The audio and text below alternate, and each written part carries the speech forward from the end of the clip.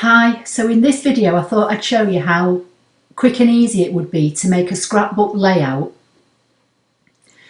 Now we've got the facility to use our own fonts that are on our computer.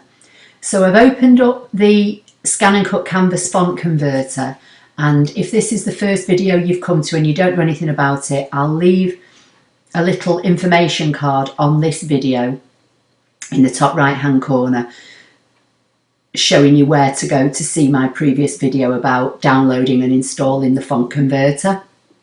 So I'm going to type the word Christmas. I'm going to use capital letters for this because the technique I'm going to show you I think works better with all capitals. So I'm just going to put the caps lock on my keyboard.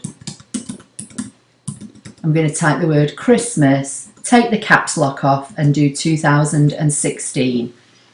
I'm going to use a font that I've downloaded onto my computer called Antsy Pants, and this is from DaFont. Again, I'll leave a link on the screen where you can go and get this font if it's still available. I think it is, I've had it for a while. And I'm going to leave the font size at about 72 for now. You may find if you choose a bigger font size, because of the way these cutting files come into ScanNCut Canvas, which is basically along the top of the screen, which you'll see in a minute. Sometimes if you choose a font size that's big, you'll get a message telling you that it won't fit on your mat. So from playing around just over the last day, I found that if you leave it at about 72, it usually fits, and then obviously you can resize it once you get it into Canvas anyway. So I'm not going to mess with the character spacing or anything. I'm just going to say save. And I'm just going to give it a name and put it on my desktop so that it's easy for me to find to bring into ScanNCut Canvas, and I'm going to say save and close that down. So the cutting file now is there, it's come onto my desktop. So I'm going to open a new project in ScanNCut Canvas.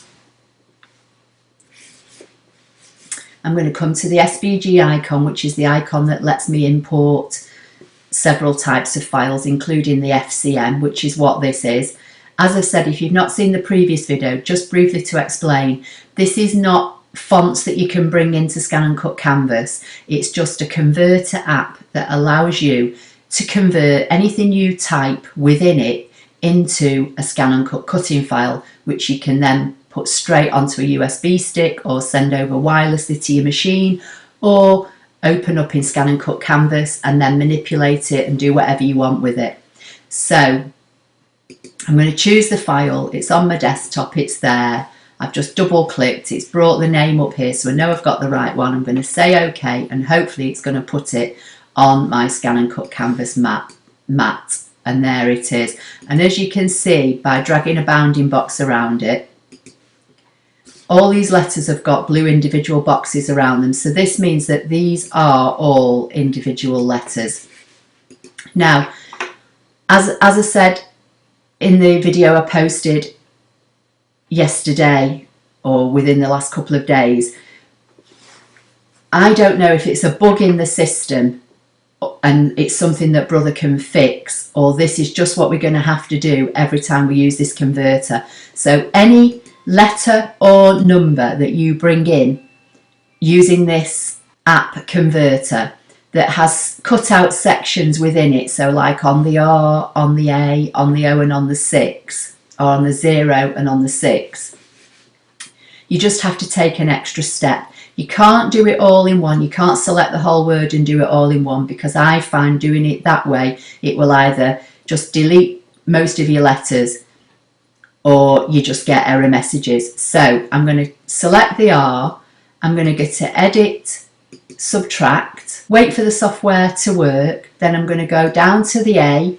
and do the same, edit, subtract, do the same with the 0 and then with the 6. And once you just do this step, and it gets pretty quick once you get used to it, I'm going to just select the 2006 and move it off to one side for now, because I'm just going to work with the word Christmas. I'm going to move it up there out of the way. So now I'm going to just bring each one of these letters down individually, and I'm just going to start to rotate them ever so slightly left and right. You don't have to do this, just play around. I'm just showing you a process and hopefully how to create a simple scrapbook layout. But you could do this with other shapes. You could do this with things that, you know, are already in the project section here. So I'm going to rotate the C slightly to the left. I'm going to bring the H down, rotate that slightly to the right, and I'm going to bring it up and just slightly overlap it with the C. And then I'm just going to keep doing this alternately with each one of these letters. So rotate this one left, bring it up, rotate this one to the right, and I'll just keep working my way through this process until I've done the whole word.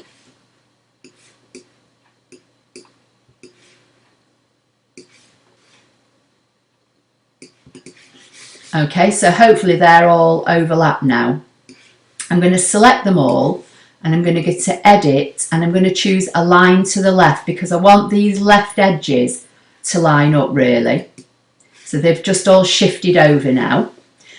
And then I'm going to, while they're all selected, right click and hit duplicate and then bring the duplicate out of the way, or one of the sets, it doesn't really matter.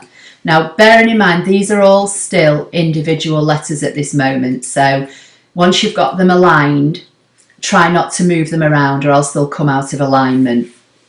I'm going to come to the basic shapes and I'm going to choose a square.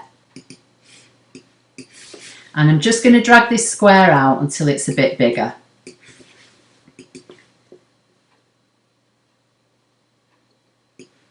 Now I'm going to select this set of letters and I'm going to weld them. So I'm going to go to edit, weld. So while these are now a group, what I'm going to do is while it's selected, I'm going to come to edit, offset, and I'm going to choose, make sure outward is chosen, and I'm going to take it to about 0.12 and I'm going to say OK. And now I've got a matte outset, if you like, of this set of letters. So I'm going to place this, just move this one out of the way, place this one so it just roughly overlaps this square. While it's selected, hold the shift key down, select the square, and I'm going to go to edit and choose this alignment because I want this word to line up centrally within this square. And then while it looks okay and I could weld it, but I think I'd prefer it to be a little bit bigger. So what I'm going to do, I'm going to bring the letters over and place them over the matte layer, and I'm just going to select these two, not the box at this stage. In fact, I'll move it out of the way so you can see it. So I'm just going to select these two and right click and group for now because I think I want to make this a little bit bigger so it looks a bit more in proportion. And if I don't do it with the two letters together, when I come to, I'm just going to ungroup these, when I come to put these letters on top, it won't line up. So we'll go back to aligning the matte layer over again. So I'm going to select this, hold the shift key down, select the square, I'm going to go to edit, align central, and while just these two are selected, I'm going to go to edit and weld. And that gives me the base layer. First of all, what I'm going to do, just to make it easier to see, I'm going to fill this with colour. You don't have to do it. I say this, you know, quite frequently in my videos, but I'm just going to fill it with colour just so you can see what it's going to look like. So now you could just, I'll bring this to the front.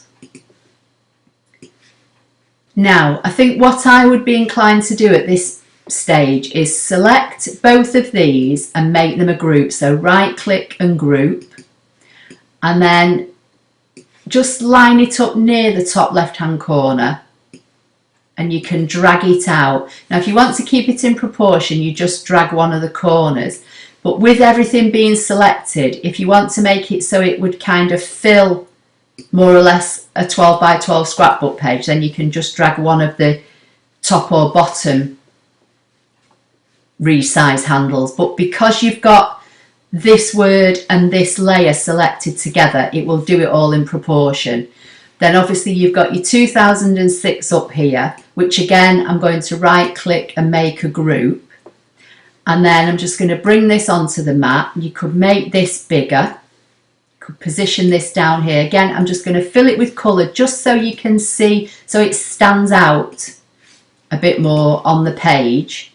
And then obviously, you know, you could have a 12 by 12 piece of card on the background, or a piece of scrapbook paper. You could have this matte layer, then your letters, then you cut out numbers, and then you could put some journaling squares or some photographs here. You know, you could use some of the other shapes that are already in here for journaling squares. These letters we don't really need now, so I'm going to select them and delete them.